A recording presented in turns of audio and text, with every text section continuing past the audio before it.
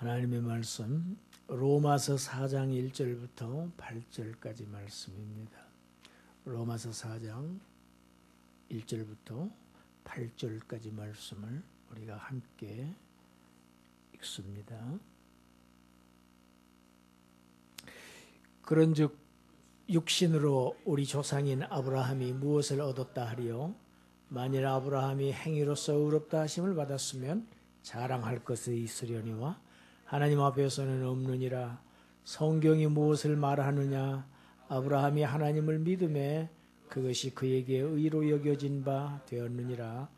일하는 자에게는 그 삭이 은혜로 여겨지지 아니하고 보수로 여겨지거니와 일을 아니할지라도 경건하지 아니한 자를 의롭다 하시는 이를 믿는 자에게는 그의 믿음을 의로 여기시나니 일한 것이 없이 하나님께 의로 여기심을 받는 사람의 복에 대하여 다윗이 말한 바 불법이 사함을 받고 죄가 가리짐을 받는 사람들은 복이 있고 주께서 그 죄를 인정하지 아니하실 사람은 복이 있도다 함과 같으니라. 아멘.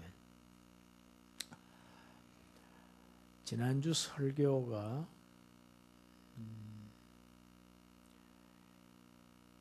율법은 모든 사람이 다 죄인이라는 사실을 드러내서 하나님의 심판 아래 가두어 버리는 역할을 한다 말씀을 드렸습니다. 그렇지만 율법은 그 하나님의 심판에 죄를 드러나게 하고 하나님의 심판 아래 있게 하지만 그 죄로부터 그 하나님의 심판으로부터 벗어날 길을 열어주지 않습니다. 그래서 율법으로는 구원을 얻을 수 없는 것입니다. 그래서 하나님께서는 율법 외에 다른 방도로 우리를 구원하십니다. 곧 예수 그리스도를 보내셔서 그로 하여금 죄의 근원을 그 근본을 없이 하시는 아담이 지었던 그 죄로 인해서 모든 사람이 원죄의 상태에서 출생부터 죄를 짊어지고 나온 죄책과 오염된 상태에서 나오는 그것을 원죄라고 합니다. 그 원죄, 이 벗어날 수 없는 멍에, 그 멍에를 예수 그리스도에게 지우신 것입니다. 그것이 십자가 사건입니다. 그러나 그리스도는 십자가에서 죽고 끝나신 것이 아니고 그 죽음을 이기시고 다시 살아나셨습니다. 할렐루야.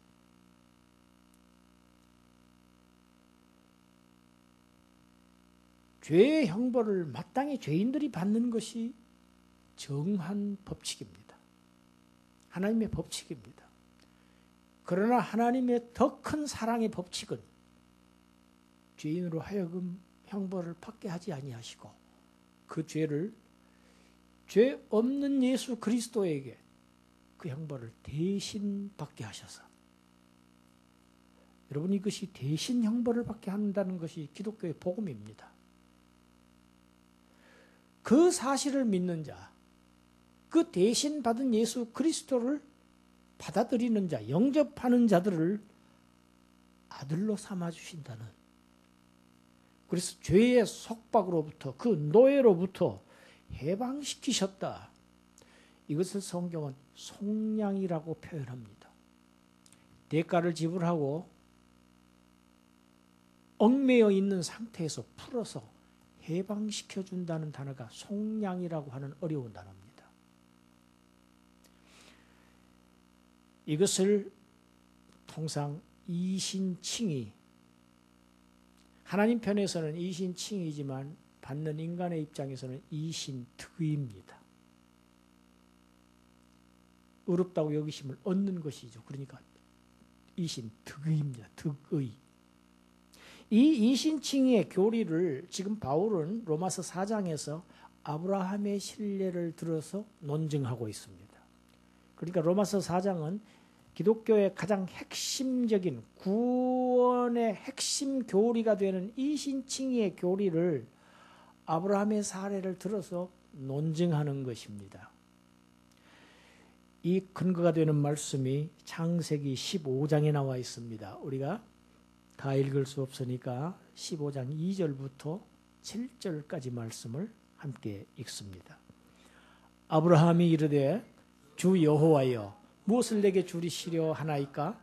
나는 자식이 없사오니 나의 상속자는 이 다메섹 사람 엘리에셀이니이다. 아브라함이 또 이르되 주께서 내게 씨를 주지 아니하셨으니 내 집에서 길린 자가 내 상속자가 될 것이니이다. 여호와의 말씀이 그에게 임하여 이르시되 그 사람이 내 상속자가 아니라 내 몸에서 날 자가 내 상속자가 되리라 하시고 그를 이끌고 밖으로 나가 이르시되 하늘을 우러러 묵별을 셀 수 있나 보라.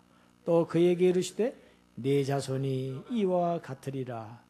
아브라함이 여호와를 믿으니 여호와께서 이를 그의 의로 여기시고 또 그에게 이르시되 나는 이 땅을 내게 주어 소유로 삼게 하려고 너를 갈대아인의 우르에서 이끌어낸 여호와니라. 지금 바울은 이 창세기 15장 이 말씀을 인용해서 지금 이신칭의 교리를 지금 논증합니다. 성경에 보면 유독 자식 없는 여인들의 얘기가 많이 나옵니다. 성경에서 얘기하는 이 자식 없음, 이것이 곧 자신의 능력으로는 도저히 생명을 잉태할 수 없는,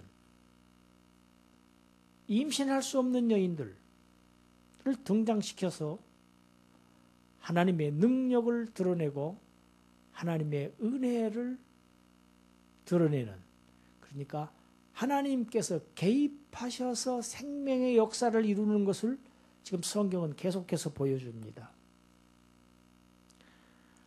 아들을 낳지 못하는 여자 아브라함의 아내 사라가 있죠.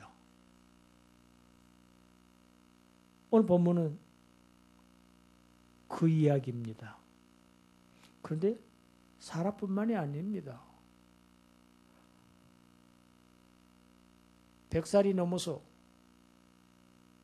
사라는 90살이 넘어서 도저히 출산하지 못할 나이에 하나님의 은혜로 하나님의 능력으로 이삭을 주십니다.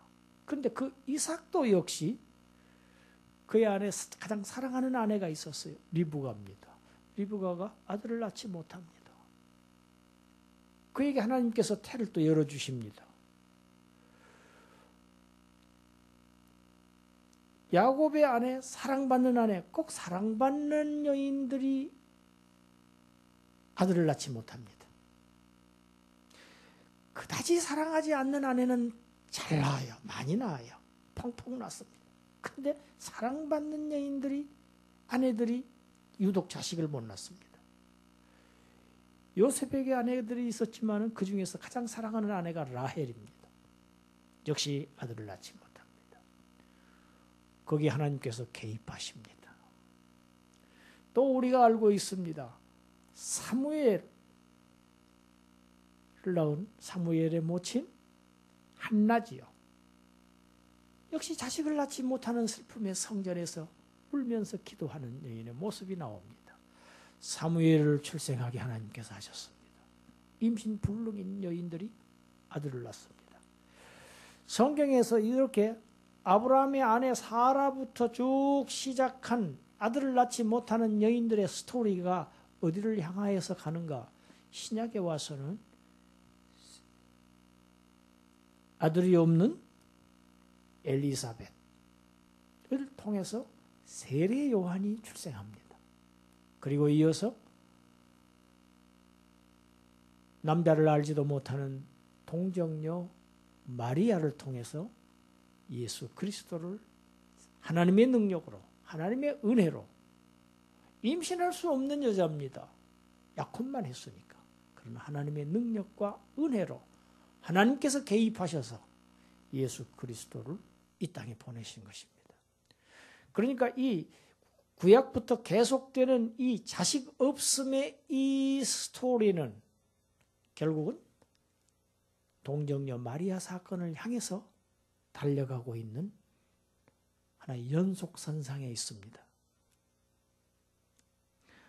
아들이 없는 아브라함, 그 당시에 고대에는 그런 관습이 있었습니다. 아들을 낳지 못하면 집에서 길러온 종 중에서 착한 종 하나를 선택해서 성인이 되면 상속을 해주는, 아들로 삼고 이렇게 입양하는 제도가 공공연하게 있었다고 합니다. 아들을 낳지 못하니까 다메섹 출신의 그 집에서 데리고 기르고 있는 종 엘리에셀을 상속자로 삼겠다고 오늘 본문에 그렇게 얘기합니다. 창세기 15장에. 그런데 하나님께서는 노 하시죠. 아니다. 그런 너의 상속자가 아니다. 뭐라고 하십니까? 내 몸에서 날 자가 내 상속자가 되리라. 내 몸에서 날 자가 내 상속자가 되리라. 이것은 하나님께서 보내실, 지금 하나님의 아들을 지금 말씀한 겁니다. 능력으로 보내실.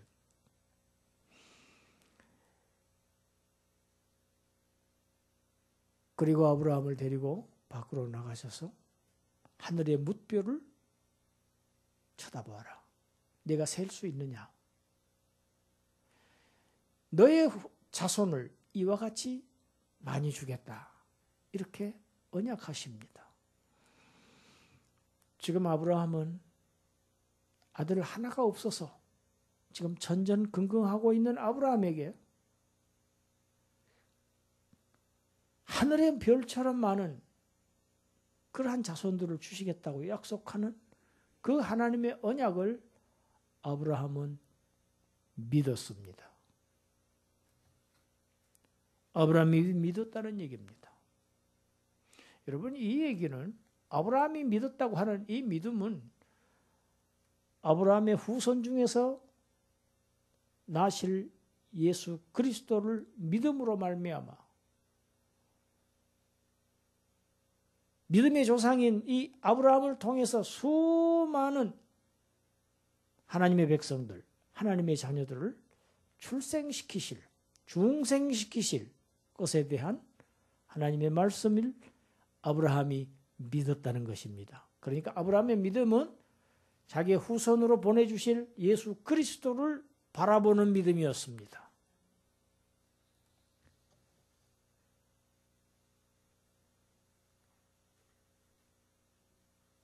아브라함은 약속을 믿었습니다.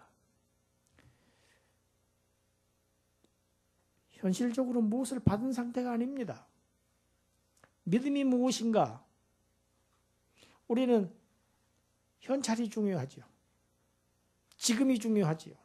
지금 당장 급합니다. 그런데 아브라함의 믿음은 하나님의 약속을 믿은 것입니다.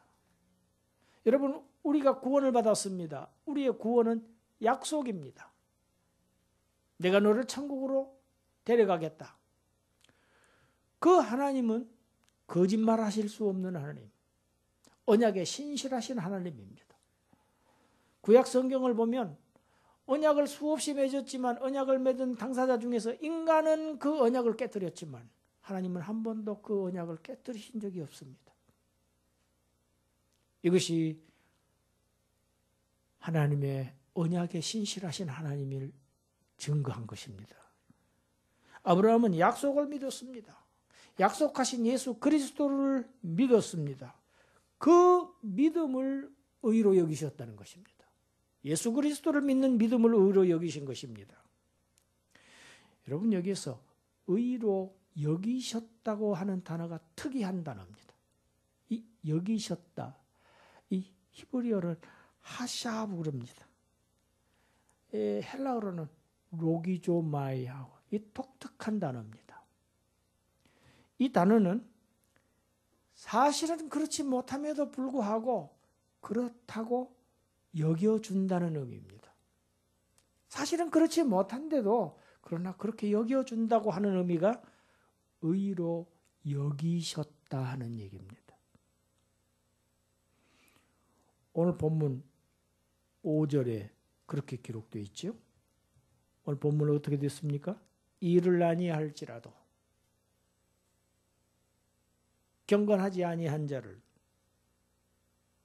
일을 아니할지라도 의로운 행위가 없을지라도 의로운 일을 하지 않을지라도 그러니까 그 사람은 경건하지 아니한 자입니다.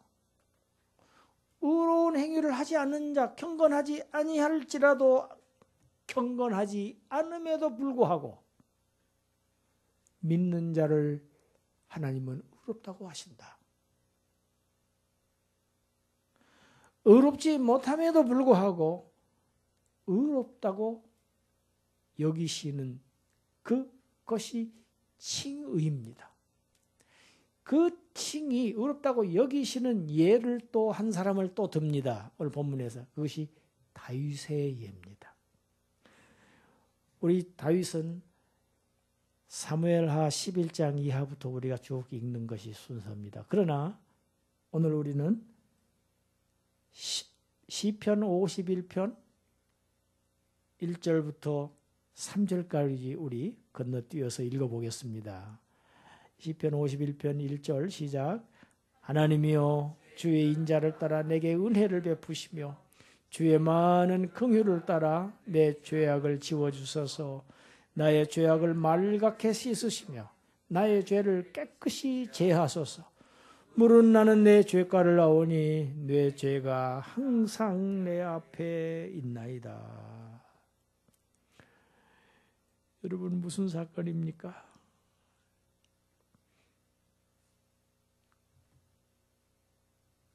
우리아의 아내 밧세바와 동침하는 죄를 다윗이 범합니다. 다윗은 불의합니다. 죄를 지었습니다. 흉악한 죄를 지었습니다. 거기서 그치지 않습니다. 그 죄를 은폐하기 위해서 그 남편 우리아를 최전선에 보내서 죽게 합니다. 아주 나쁜 행위를 합니다. 불법을 행했습니다.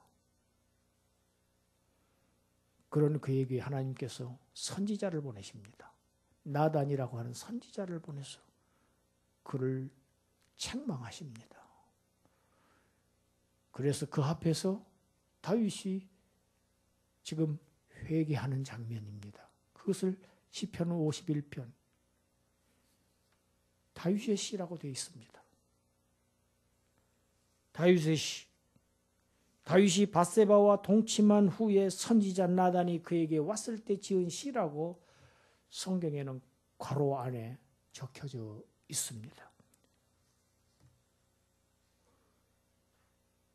자신의 죄를 하나님이 보내신 선지자를 통해서 지적받고 책망받은 다윗 왕은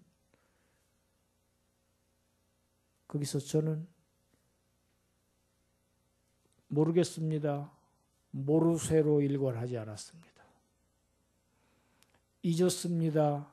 하지 않았습니다. 변명하지 않았습니다. 그 자리에서 통회하고 자복했습니다. 통회하는 심령, 상한 심령을 멸시하지 않으시는 하나님께서 그 하나님으로부터 다윗은 죄를 사함받는 은총을 받습니다. 사죄의 은혜를 받은 사람이 다윗입니다. 그 다윗이 자기가 받은 그 사죄함의 은총을 노래한 것이 또 오늘 본문 시편 32편에 인용되어 있는 것이 오늘 본문이지요. 본문 우리 7절 8절입니다.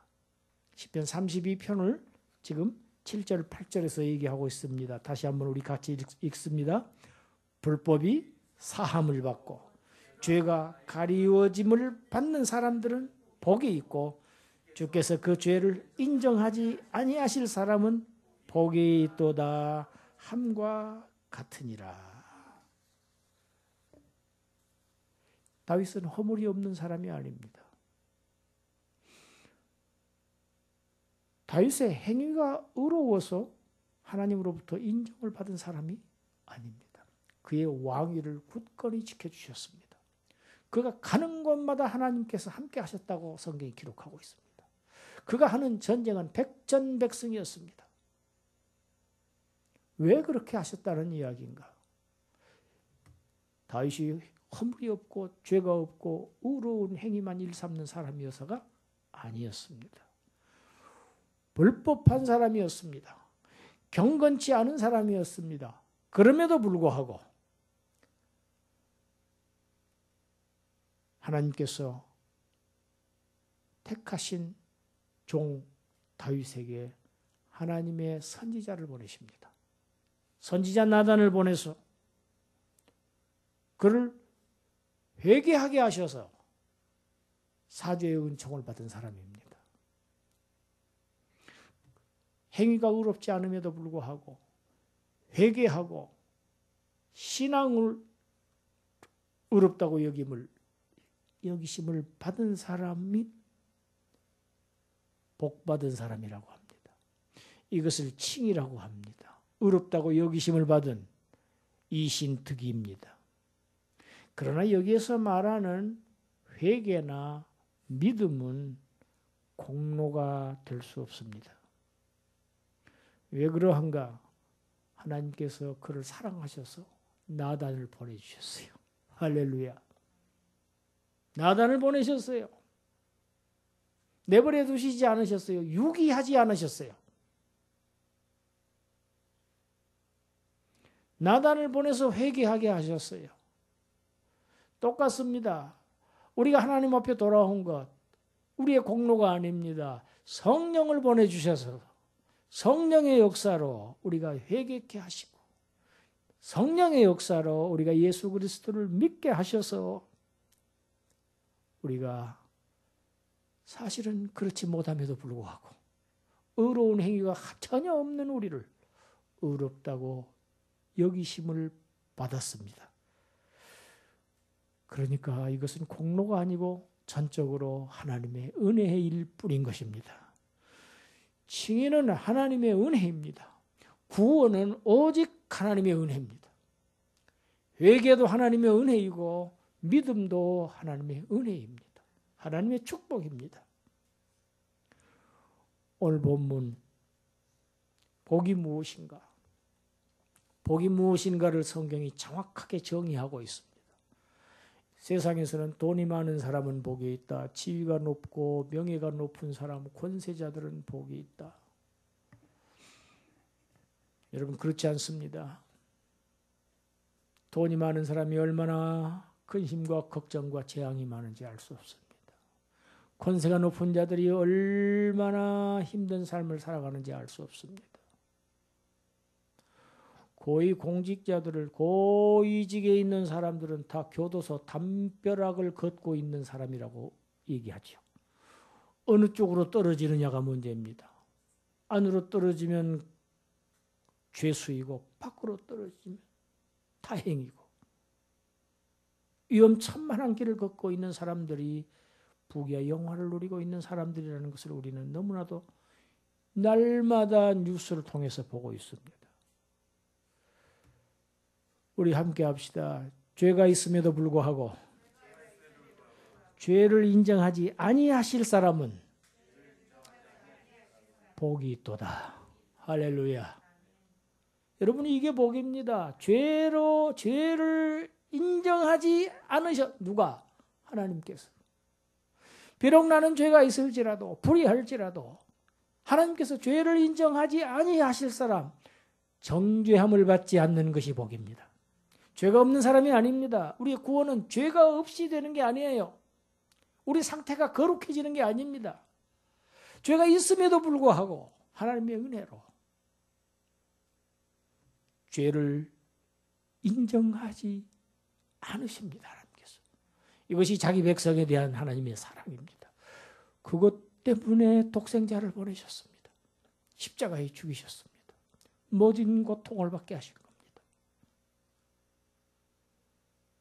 우리는 하나님께서 언약하시고 하나님께서 보내주신 그 예수 그리스도, 그가 하신 일을,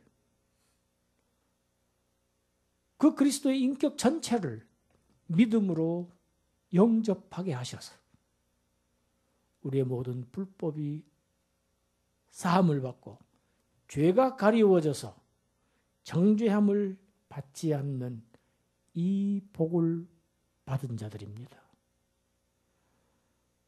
사는 날 동안 우리가 받은 이 큰 사랑과 이 은혜를 감사하며 찬양하면서 살아가시는 그러한 여러분들이 되시기를 주님의 이름으로 축원합니다. 기도하겠습니다. 하나님, 아무 공로 없이, 아무 의로운 일 한 것 없이 하나님께 의로 여기심을 받은, 복받은 사람들이 바로 오늘 아버지 앞에 머리를 숙이고 있는 저희들입니다. 죄인들을 위해서 죄를 알지도 못하시는 하나님의 독생자를 십자가에 매달으셔서 죄인들을 구원하신, 나같이 흉악한 죄인을 구원하신 그 하나님의 놀라운 은혜와 사랑을 입었으니 평생 사는 날 동안 주님의 이 사랑과 은혜를 늘 잊지 않고 기리며 감사하며 찬송하며 살게 하여 주시옵소서. 전하면서 살게 하여 주시옵소서. 예수님 이름으로 기도드리옵나이다.